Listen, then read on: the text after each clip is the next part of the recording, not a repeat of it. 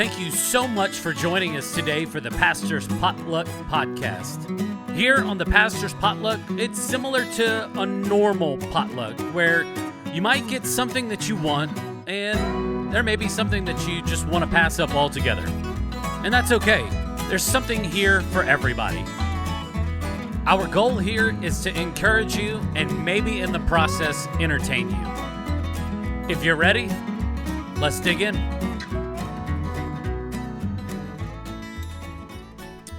Well, we're here again. Yes. Seems like forever. I know. I think that's one of like the problems that I'm having is like with everybody that comes through because we have several people on staff that come through and by the time it gets around to you, it's been like a month. And so it's kind of like still getting the training wheels off doing the podcast. So. Yep, but that's okay. How was your Thanksgiving? It was good. It was really good, relaxing. We got to go hang out at my in-laws' house and play a card game that Michael Coker actually introduced us to. So that was fun because I knew what was going on and they thought they were teaching us a new game. What was the name of the card game? Scum. Scum? Mm-hmm. I've never heard of it. Yeah, it's that seems to be like my response for everything. Like, I mean, to be fair, Anthony hadn't heard of it either. Like he hadn't played it, but we used to occasionally have fun days where we would play it on like as staff here, and so just to do something different. And so anyway, it's just the goal is to get rid of all your cards, and so like high cards trump the low ones, and anyway. But like, why not just play Uno? Because it's something different. Uno is old school. I know. And normal. It's all good. But yeah.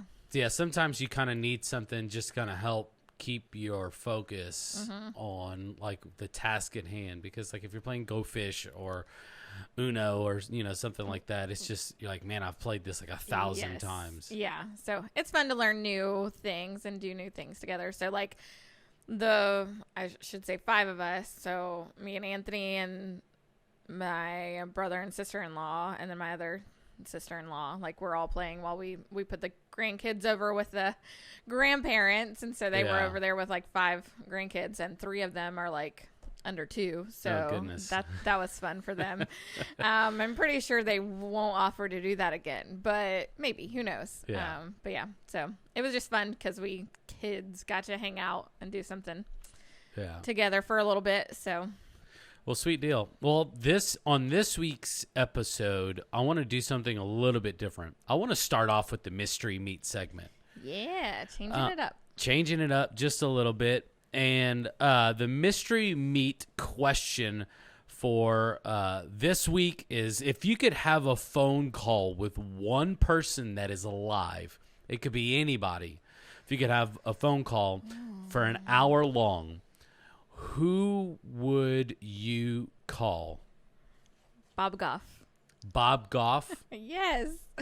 Because he's a blast, which I could probably call him. His number's in the back of all his books, and he says all the time, like, hey, call me, I'll answer. And so maybe I'll do that. Okay, explain to everybody who Bob Goff is. So Bob Goff is an author and speaker, and he has an organization, actually, that they just opened up not long ago in California, I think, that's like maybe like a pastoral retreat type center place. Okay. I don't know, but so he's just like he is so fun. He was is a lawyer still.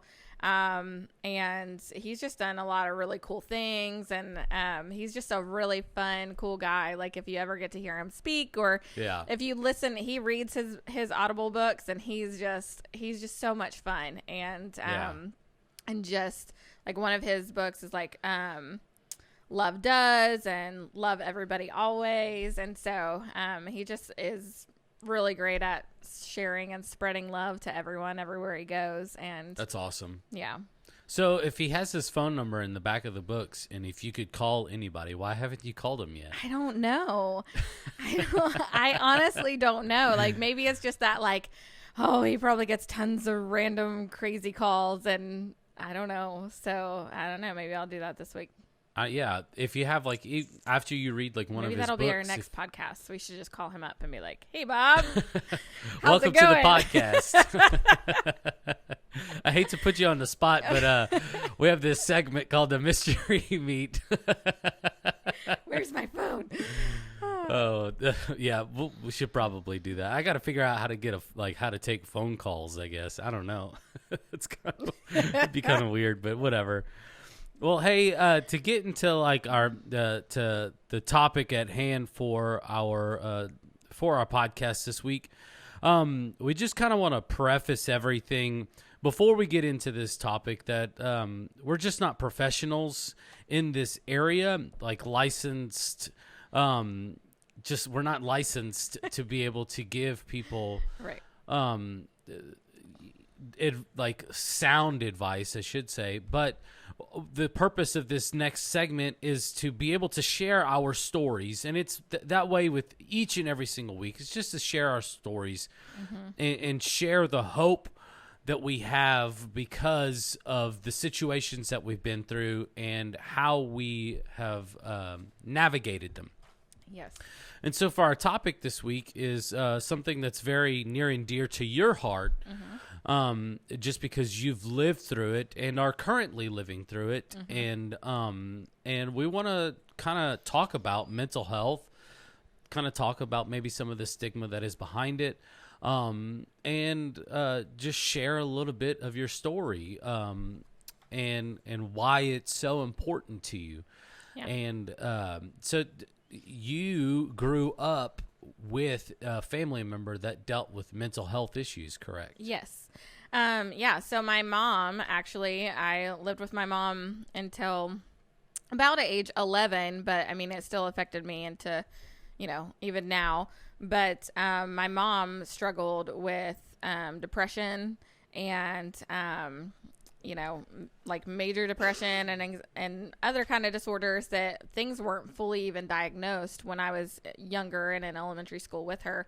But so she actually didn't get help for her mental health until I was in elementary school. A doctor that we went to church with recognized that the things that she was dealing with was more than just some brief sadness or that kind of thing. He realized that she actually had something that needed diagnosed. She needed professional help, and he was really an advocate for her that started her journey in getting to the place where she is now. But as a child, I didn't understand it. Like, I didn't know what was going on with my mom. I just knew that she would be sad and would be in her room for a couple weeks at a time and not really come out. And so as a child, it affected me in a lot of different ways because I had to, my brothers were older than me, so they kind of helped teach me how to do things, but we were cooking and cleaning for ourselves, at very young ages. Yeah. And kind of had to learn to grow up quicker because of it. But she had actually, when looking back and knowing the things she knows now, she knows that she was struggling with it since she was a teenager. Yeah. But never got the help that she needed. And even when I went to live with my dad at about age 10 or 11, I went to live with him. And then, there was stuff with my brothers. I mean, basically all of us were not in the house at that point in time. Yeah. And my family realized, like her sister and them realized that there was a lot more going on than what they even knew. Mm-hmm. And so they were able to help her get the right appropriate help that she needed. And so she's in a much, much better place now, like because of all the sessions that she's done and therapy and counseling and treatments and really just finding a doctor that is really good at listening and taking her opinion to heart, like with, because medications aren't like a one fits all. Yeah. And so she's had to do a lot of different things, like even be hospitalized while they like changed up medications to see what worked because of her disorders and things and what she has. And so, so those times that like she was away as a kid, I didn't get what was going on. But like now that I'm older and have research and we've had conversations, I know so much more. And so I am just a big advocate for it, because I don't want people to be like my mom, who struggles from a very young age into adulthood, never getting the help that they need. Yeah. And never, being able to do the things or be the kind of person that they're created to be, because, they never really sought out the help or had someone to really be there and advocate for them and help them get the help and be there and supportive for them through that whole process. And so that's why I'm really passionate about it. Yeah. Because I know, things could have been really different in my childhood, had things happened sooner or better, or, even just being talked to as a child about what was going on with my mom. Yeah, just having that explanation, because, I mean, as a child, your innocence is, it's you wake up, you have fun, and you go to school maybe, and then you come home, and then, maybe do a little bit of homework, and then, you have the mentality of a child, like, hey, what do I got to do to entertain myself? Do I go outside? Do I watch TV? Do I do this and that? I think one of the things that's interesting about the story with your mom is, and I believe that it's like a common occurrence, is that she didn't know that she had or that she was dealing with mental health issues. It may have been something that just started off so minute or whatever, and then just became such this this elephant in the room, so to speak, that it's kind of hard to address, because I mean, it's always been there, know? Well, and a lot of people, because there is a stigma around it, people don't talk about it. And I think especially, years ago, it was probably way worse. I mean, I think there's still a stigma, which we want to address, but because people don't talk about it, younger people especially, they don't know that there's a name for what they're feeling. Yeah. They don't, and the common misconception that people who struggle with depression, anxiety, other mental disorders or emotional disorders is that they feel that they're alone in it. They feel like they're the only one, and they don't know how to even express what they're feeling a lot of times, to be able to know, hey, there's a name for what I have, and there's help, and I don't have to be alone in this, and I don't have to feel this way forever. But that's what I think that a lot of times, people they just don't know, okay, this isn't how it has to be, or I am not alone in this, or this is something that is actually common. Yeah. I think is the big thing that people need to understand, is that it's very common. Now, do you have any statistics on mental health, maybe a number or a ratio of people who deal with mental health in just here in America? I want to say in America, I feel like I just looked it up recently. I want to say it's over 50 million people who struggle with some kind of mental disorder of some way. And what is there, 300 million in America, roughly? So that's probably around 1 in 6 people deal with mental health issues. Yeah. Wow. And it's a staggering number. Yeah. And I mean, and if you were to break it down, depression, whatever, those statistics vary. Yeah. And if you're interested, Googling, you'll be able to see all those things, all the breakdown of all those different ones. But it is really common, and that's just what they know based on what people have, reported or actually gone to get help. I'd say that those numbers are probably higher. Yeah. With people who still haven't gone to seek the help that they need. Wow. That's absolutely crazy. It's just mind-blowing and just humbling. It's just a humbling statistic that we know of, around 1 in 6, maybe 1 in 7 people, and it could be 1 in 5. But just that many people deal with mental health issues. Oh, yeah. Now, mental health, we kind of touched a little bit on it, but it can touch on so many different feelings and emotions and aspects of it. I think for myself, growing up, whenever we heard of people that were dealing with mental health issues, they were institutionalized. And because, in the late 80s, early 90s, I mean, we've come a long way back from like the early 1900s, obviously, but there was still like not a lot known on how to treat people with these mental health issues. Yeah, because there's different things from mental disorders to emotional to behavioral, and within that, there's still like a whole lot of other areas and aspects. And yeah, like I think we have come a long way in what we know. Yeah. But there was one that we would pass like a lot of times when I was younger, and that was one that my mom was hospitalized in, like in one of those times that they had to adjust medications and things like that. But I think, there's always like such a bad like thought of it as like, oh, like there's this like scary, I just remember like being younger and my brother's like telling me stories of like crazy scary things about it. But now that I'm older and I know more about it, I'm like, it's not scary. Like they just need help. Like, yeah. And I think that just us talking about it, and just for the people that do listen to this, it does, the more conversations you have about something, the more familiar it gets. It's kind of similar to I have a nephew on Erica's side of the family, and he has epilepsy. And I had no idea what epilepsy was until I married and was put into that family.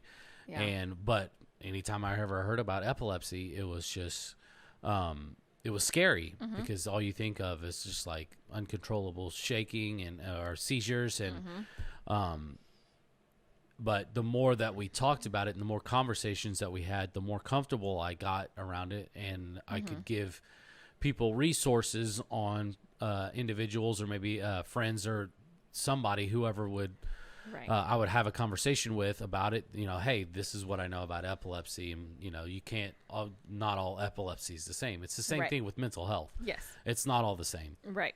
I mean, there's different approaches to treatment. There's different medication for different mental health issues. And so it's just the more conversation that we have, like we're doing today, the more comfortable people can get. And just looking up stuff. There's organizations that, have educational resources out there for you. Yeah. That's completely free for you to be able to look up. Most of us carry a computer in our pocket. And so, if you're curious or you want to know more, because I think a lot of times I hear the excuse, well, I just don't know how to help. I don't know how to do it. And it's like, well, why don't you look it up, or maybe even ask the person, hey, how can I help you? How can I support you in this?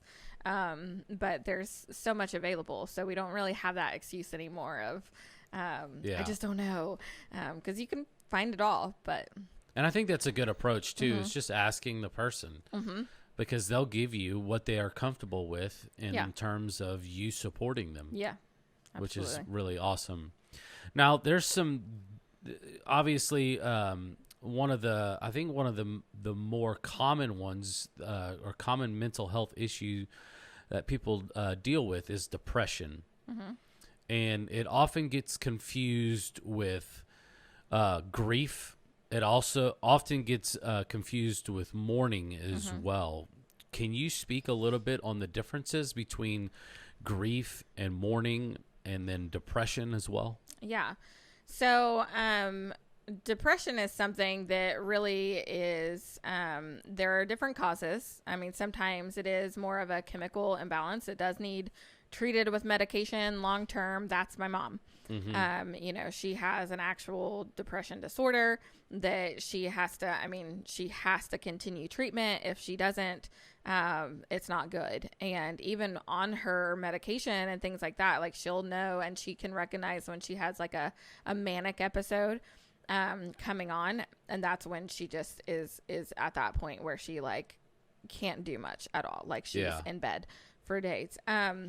But she's able to recognize that because of the counseling and therapy and things that she has done that's given her the tools to know and self-evaluate. And so, but depression is something that usually lasts longer than a typical thing should. Like, for someone who maybe experiences a loss of a loved one, if after a couple weeks or so, like you still feel that overwhelming feelings, like a lot of people maybe talk about it, like where they feel like they're in a fog and they just feel like they could disappear, or they're just crying uncontrollably and can't, or like, I mean, there are different signs to look for, but often, you know, it takes you talking to someone else to really recognize and know and understand that, like, okay, this is outside of my normal grief now. This is outside of my normal mourning period. Like, this isn't going away. You know, grief and mourning, like, you know, mourning, you mourn the loss of a loved one. Mm-hmm. You experience grief around those kind of things. And I think like COVID opened up a lot of that for a lot of different people, because we experienced a lot of different types of loss during that time. And that's why, like, right now there's like these statistics are probably way higher than what, you know, I've researched in the past because of COVID. So people have experienced all kinds of different loss during COVID, and they haven't been able to really do the normal things that we would do to get past that grief or to mourn together. Like, you know, in the beginning when everything was shut down, you couldn't have funerals. Oh, I know. So like that normal, hey, we all come together and are able to really mourn and grieve together and really say our goodbyes and do that kind of thing. Like that process that we've created as people that we know we need, that process was stopped. And so like there's a lot of people still carrying that around and haven't ever been able to like move past it because they never got to experience what they usually do, that community and everything aspect. Like depression is something that kind of makes you want to like isolate away from your community. Mm-hmm. I think a lot of times in that mourning and grieving, like we need that community and we want that. And we seek that out in those times. Like for instance, when I went through my miscarriage, and this is another thing that there's a stigma of talking about. When I went through a miscarriage, I mean, I talked about it because I needed people. Yeah. And I was shocked to find out how many women I knew had gone through a miscarriage, but like they were able to come around me and help me cope with that. Yeah. Because, you know, they'd experienced it too. And, but I think also like grief is something that is misunderstood. Like we think that should shrink over time. And so I shared this just a few days ago from a friend of mine who's a pastor, and she's actually a counselor and all of that. She shared this picture of like a jar and there was a ball inside of it. And what people think about grief is that over time that ball should shrink. And so they picture the same jar with that ball getting smaller inside that jar. Yeah. But really what happens is that we're able to grow around that grief. We're able to continue and move on and press forward and grow ourselves and our experiences and our life around that grief. That grief doesn't really diminish or go away. Like when you lose a child or a spouse or a loved one, like that doesn't ever go away. Like you still feel that loss, but you grow and you're able to continue. And so like grief is something that it's still there, but it doesn't affect your ability to keep going. Like there may be a period where you grieve for a while and you don't do much, but usually there's an end to that. Yeah. And if it extends beyond like, you know, I mean, 4 to 6 weeks is probably pushing it. Like if you can't get out of bed at that point, or you can't stop crying at that point, then you may need something else to help you through that. Whether that's even just counseling or something, because there are times that like depression is a result of some circumstance or situation that you're facing. Cancer patients are very common to end up having depression. Yep. Different other disorders or things that like a lot of times that coexist with something else. And so sometimes those things do go hand in hand. And you know that this is a result of what I'm going through. But then you know that there's also a light at the end of the tunnel or that kind of thing. So for my husband, who was diagnosed with depression and anxiety at the beginning of 2020, before the shutdown, his counselor said, medicine can help, but I honestly think that if you do some of these other things, like your depression is more like situational of where you're in at your life right now. Like you need to get around a community of people and be with friends and, even an exercise community, like, whatever. He was like, if you do these things, get outside 15 minutes a day. Like, he was like, if you do these things, it's going to help you more than a medication might. Yeah. And so, but then COVID happened and shutdown happened and he wasn't able to do all those things. And so like all that really compounded. And so he's still struggling pretty bad now. Yeah, I can imagine. I mean, just like you said at the, January of last year, and whenever you kind of begin to hear and see things and put in a way that you're like, oh, like I could do this, like I could really do this. And then you have, like, it takes everything within you to muster up the energy to be able to step out of your comfort zone, because he's naturally an introvert as well. Yes. And step out of his comfort zone and be able to do those things. And then, the whole country the whole world shuts down. Sorry, you can't. Yeah. Yeah. Yeah. And I think that's what, I think we forget, because even though, a lot of us are introverts and aren't naturally inclined to go and be around people. And, he wasn't saying you need to get around hundreds of people. He's saying you need a few good friends, because, a lot of his friends have moved away. Like he had a close knit group of people, but a couple of them have moved. And, so that had all kind of happened not long before that. But we are created for community. Like God created us for community with him and community with others.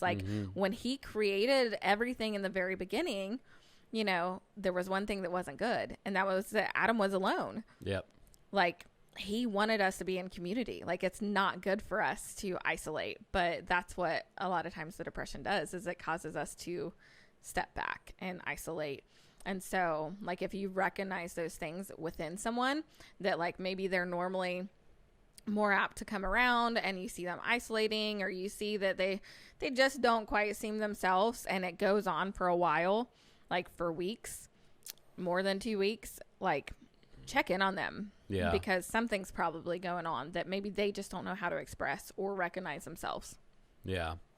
Now, what are some things or phrases people should stay away from when talking to someone that they know is dealing with mental health issues? What are some things that people should just take out of their vocabulary altogether? Yeah. I mean, because obviously, I'm guilty of it. I say things sometimes and I just interject, and I'm going, well, that's not my heart, but maybe it was just worded a certain way, or maybe my delivery wasn't the best. What are some things that people should stay away from that they just need to take out of their life altogether?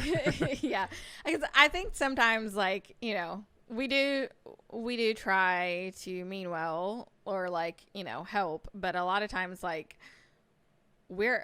a talker, and so I will talk all day long, and there are sometimes that I just need to be quiet. I just need to shut up and listen first off, and and let them talk or whatever. And maybe if I don't know exactly what to say, I just need to be quiet. And I just need to say, I don't know what you're going through, but I'm here to listen. I'm here for you. That's a big one. If you don't know, just be there. Just be that person. Yeah, but I think, go ahead. I feel like that's my issue sometimes, is just because I have, I don't have a business card. I mean, I have these ones that say join us. They're invitation cards almost, but I don't have a formal business card, but just if I did, it would say Pastor Jared Bodker. And so because of that title that comes with it, sometimes I feel like I should say something, because people are looking to me in a lot of circumstances to say something, just because of the role that I play in a church. Yes. But there's often times to where I just need to not say anything. Yeah. And Like, just, and yeah, like you 'cause said, there's- I'm here for you. Yeah. Like, I mean, there's a whole book in the Bible on lamenting. You know what I mean? Yeah. Like, sometimes people just need that. They just need to just sit in it for a while before they're okay. And it's okay to do that. But I think, like, big things that I've heard a lot of people say, like, to people when they're like, because it is one, we need to recognize it's very hard for someone to open up to another about their mental health because one, the stigma, two, a lot of times they don't know how to express what they're feeling, or perhaps they have in the past and they've been treated poorly or like met with judgment or that kind of thing. And so we need to recognize that, like, if they're coming to you, it's because they trust you and respect you and really like feel safe with you. That's good. And so if you say something like, oh, you just need to suck it up, or everybody deals with that. Worst. Like, everybody feels sad sometimes, you know what? Like, those kind of things are not helpful and are not good. Like, but that's what I've heard. I've had friends who have come to me and they're like, you know, you don't know how many times that I've told somebody and they're like, well, you just need to suck it up. Everybody feels those things. Like, you're no different. Like, you just need to suck it up. And I mean, it's one of those, like, if they could, they would have already, you know what I mean? Like, cause trust. Yeah. most of the time people, they don't want to be that way. Like, I mean, this isn't like a stub your toe situation and you get to walk it off. Like, this is something that requires professional attention. And absolutely. And so those kind of things. And then, like, what a lot of people have been really bad about in the church world is you just need to have faith. Like, God can help you. And that is true. Like, I am not denying that God can help, that he is all powerful, that he can take that away. And can do the miraculous. He can. But it doesn't mean that we shouldn't rely on the other people that he has created that have come up with, you know, they have used, because we are created by the creator, like, and we're made in his image. Yeah. We have that ability to be creative as well. And that's what tons of doctors who have gone before us have done. Doctors and scientists have come up with the things that can help us in those times. And so sometimes God helps us through other people. That's right. Through modern medicine, through the people, like, and we have to realize that too, that like, God is all powerful, and he could say, all right, I'm taking this off of you. But sometimes he says, you know, I have put this person in your life and they know a resource for you. And I have created this doctor here who is amazing and wants to help you and has the knowledge and the ability to help you. Yep. That is how I'm helping you. Yep. And so I think we have to realize that and remove that thought of like, oh, like, we just need to wait on God, because I think a lot of times we can miss a lot of really good things that God has given us if we don't open our eyes and see that. Like, yeah, that's real good. As I think I remember, like, one time when I was younger and I was afraid to go to the doctor because of stomach issues, and my youth mentor, she was like, you know, God's anointed and blessed a lot of really great doctors. Like, there's probably a really good doctor that can help you with those issues that you're having. And I'm like, she was like, cause I was like, I'm just praying about it. Like, and she's like, no, go to the doctor. Like, you know, and it was something as silly. Like, I had ulcers, like, but, and I was afraid that I had ulcers again, like, cause I had them when I was young. And so, we just have to remember that, like, that, yes, faith does not discount, like, your faith is not discounted because you have some kind of a mental disorder or are struggling in some way. Like, or your faith is not discounted because you go and talk to a doctor. Right. But that's like, that's the damage that a lot of people have done because they don't know how to help, or they don't know they don't know. And so they just say what they do know. Yeah. And that has maybe helped them in their time of sadness or that kind of thing, is to go to God and pray and, you know, whatever, like, read through the Psalms. Like, those things are great. And those things can help in addition to whatever else. But, like, I think that the people who have meant well have done a lot of damage in that way to make them feel like, oh, if I go to the doctor, that means I don't have faith in God. or that means that I'm not believing in his, his greatness to be able to do this. And so, I mean, my mom just in the last year had somebody tell her that. It's crazy. And it's like, do you understand she has like a lifetime of history of this? Like, I am pretty sure that if God wanted to take that away, he'd have probably already done it. Yeah. But she has help in other ways. And so we just have to remember that it's not a lack of faith on anybody's part. Yeah. It's not a result of something bad they've done. Like, that there are actual like scientific issues, like, or things that happen within the body, within the chemicals of the brain, within like whatever that has caused this. And if you haven't experienced it, like, then you maybe don't have the right to say that kind of thing. Well, I mean, if you break your arm, Right. if you break your arm, you can put total and complete faith in God to heal your arm. The amazing thing about whenever you break a bone is that your bones will heal. The reason that you go to the doctor is so that it heals correctly. Exactly. Because I mean, can you imagine like walking through life with like your arm all crazy crooked and for the rest of your life, and it's not functioning the way that it normally would? It would just like be seeing a doctor, and the doctor will give you what you need to be able to begin to function and look at things in a new perspective. Right. If you are dealing with mental health issues. Yeah, absolutely. And that's where I think, like, we would never tell somebody who broke their arm, hey, just pray about it. Just have faith. Yeah, no, take care of that. Like, come we would buckle take me them in this car and take me to the doctor, take them please. immediately. But there are other like chemical imbalances that happen within the body, like in our kidneys, and people are on dialysis, and we would never tell them those kind of things. And we just have to realize just drink that more like water. It is a medical thing, just like anything else. Like, it's part of our body that God created. Yep. And there are doctors that are able to help with that as well, that specialize in those things. Yeah. And so yeah, I think, just really being mindful of, is this going to hurt or help?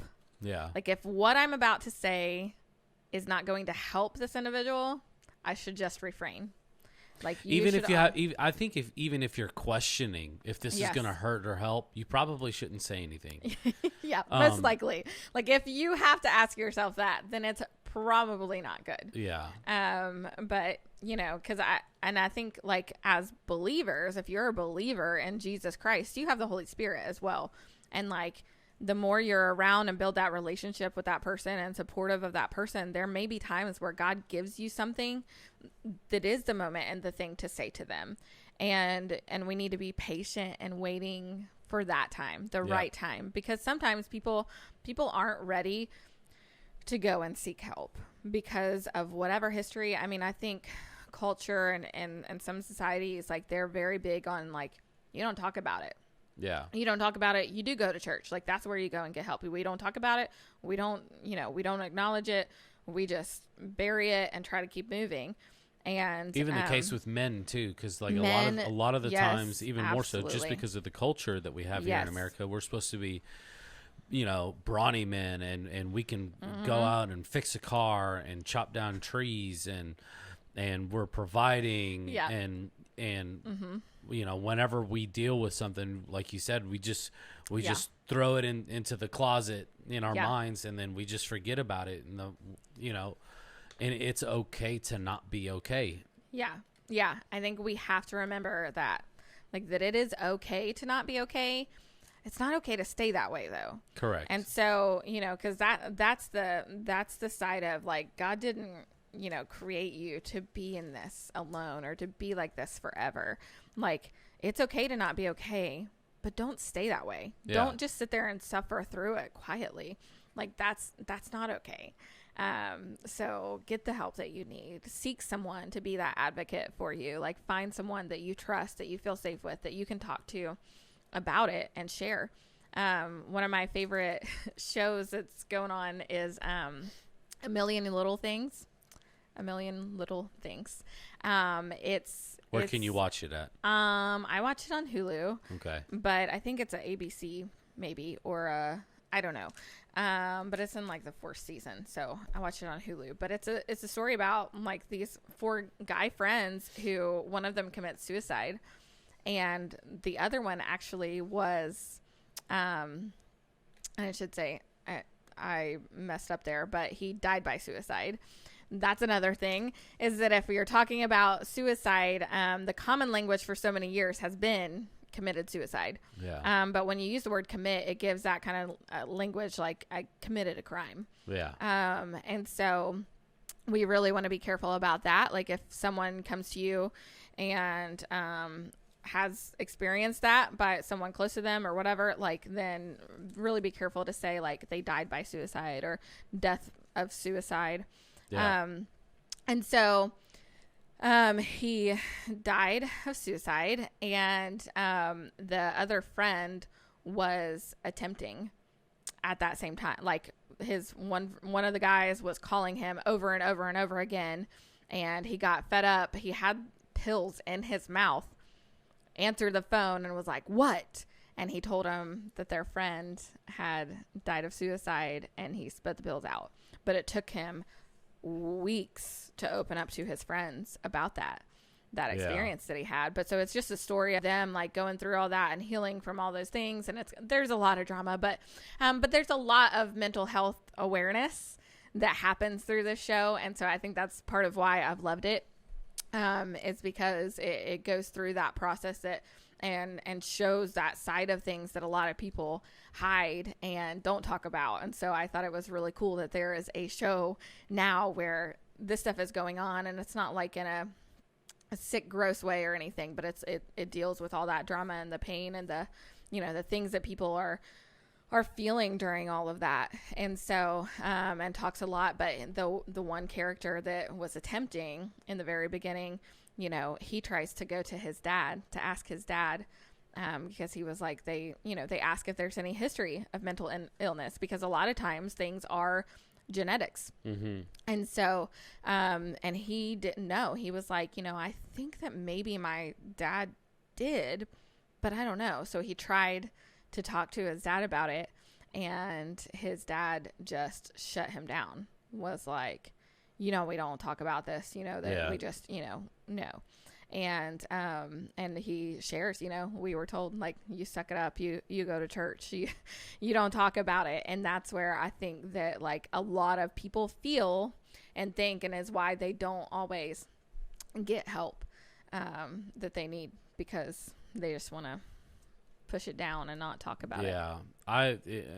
I've had 2 cousins of mine that have died by suicide. And I say that just to, if anybody's listening there mm-hmm. today, that there's always somebody to talk to. There's always somebody that will listen, and there's always somebody that will be able to help you find the treatment that you need.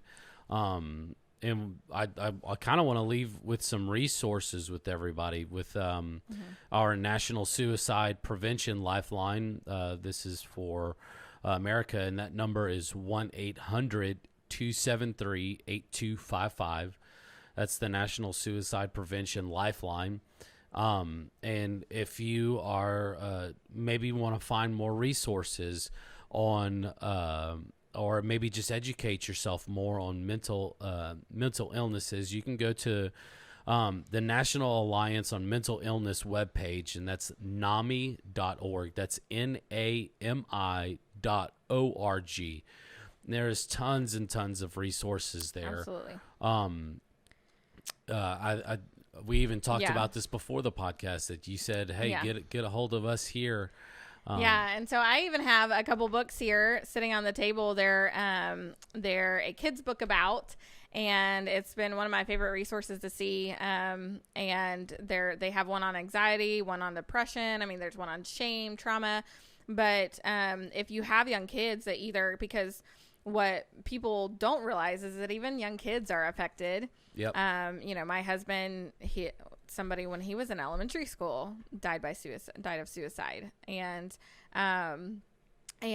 we see teens, like there is a rise in teens, just in bullying and suicide and emotional abuse and depression and self-harm, just in kids and teens. And so there are tons of resources for that, but like these books are really great because it opens up that conversation between you as a parent and your kids. It shares a story of people who, like, and often kids who experience those things, and then has a lot of questions of like, have you ever felt that way? Have you ever done that? So they're written in such a way that you can really just open up that dialogue with your kids. Mm-hmm.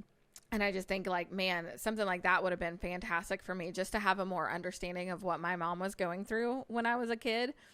Because what I think a lot of times we want to shield kids or teens from those things, or like, just think, oh, it's just teen drama or it's just this. But like, we need to have those conversations and recognize those things and resource ourselves. So you can reach out to me. I have like a PDF full of resources, books, blogs, links of videos, all kinds of stuff that you could find. So you could reach out to me. My email is Cheryl, Cheryl, at southridge.org. And so I would be more than happy to help you find anything that you need. But I just want to remind you that if anybody ever confides in you about suicide or depression, anxiety, any of that, just take them seriously. That's the biggest thing. And remember that they feel safe with you. And so reaffirm to them and remind them how much you care. Because like when I prepared before for a talk that I was doing about suicide specifically, I watched some TED Talks where like most people regretted it immediately, like people who had maybe attempted and survived and were in like the hospital, and when they woke up and they had so many people there, they realized, wow, like I'm not alone. I actually have a lot of people who care. Yep. So, I mean, just remind people of that. And then, don't be afraid to ask questions, to continue to ask them questions. Like, I think a lot of times, surface level conversation, we say, how are you doing? And they're like, oh, fine. And then you say, oh, but how are you really doing? Really get below the surface because, with my husband struggling, your wife was the first person who asked me how I was actually doing. Yep. And I remember how much that meant to me. So even like reaching out to the spouses or loved ones of those around that, like, is a good thing to do too. Yeah. Because often, like, especially with suicide, survivors of people who have died by suicide are more likely to attempt suicide. Yeah. And so remember to reach out to people. But you can ask questions if somebody is sharing with you and like signs of it are like hopelessness, feeling like that things will never change or never could change. If they're talking like that, if they think like there's nothing anybody can do to help and just seem like they have a loss of interest in life or those kind of things, don't be afraid to ask them questions. And like, honestly, like a good example is to say, like others who have experienced similar things as you or been in this kind of situation or have had these feelings that you have had thoughts of ending their life. Like, have you ever had those thoughts? It's a really simple question to ask, and hopefully they feel safe enough with you to answer that honestly. But if they do say yes, then do whatever you can to help them. Like, men are more likely to use firearms. If they have them in the house, like say, hey, can I take these and keep these for you for a while? I'll keep them safe. Yeah. Don't be afraid to do those kind of things because it's going to show them actually how much you do care and that you're willing to get them help.